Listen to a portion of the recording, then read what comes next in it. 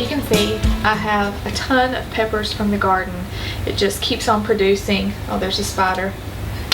It's literally fresh from the garden.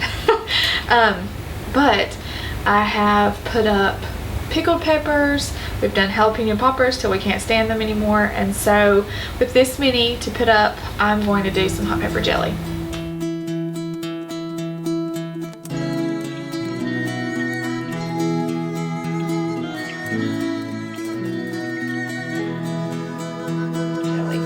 Now, I'm not really one who likes spicy stuff. I'm not a huge fan.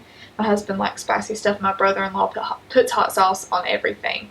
But I'm just not into spicy food. However, I love hot pepper jelly. If you've never tried it, it's kind of, I think, more of a southern thing.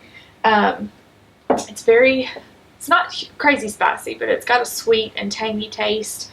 I love to put it over a block of cream cheese and eat it on crackers. It doesn't have to be super fancy. It's just got a really complex flavor. And so the way that we're going to get that flavor is by taking jalapenos. I'm chopping them up really fine, and I don't have gloves. I wish I did. These aren't really ridiculously spicy, so I'm not too worried about it.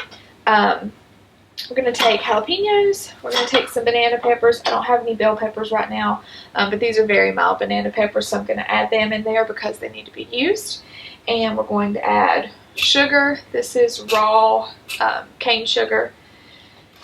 And we're going to do pectin. I like this Pomona's Universal Pectin because it requires less sugar than typical jelly recipes, which are just packed full of sugar, and we try to minimize that in our household.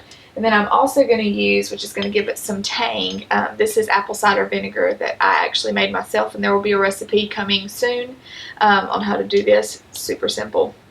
So those are the basic ingredients. I'm going to get to it.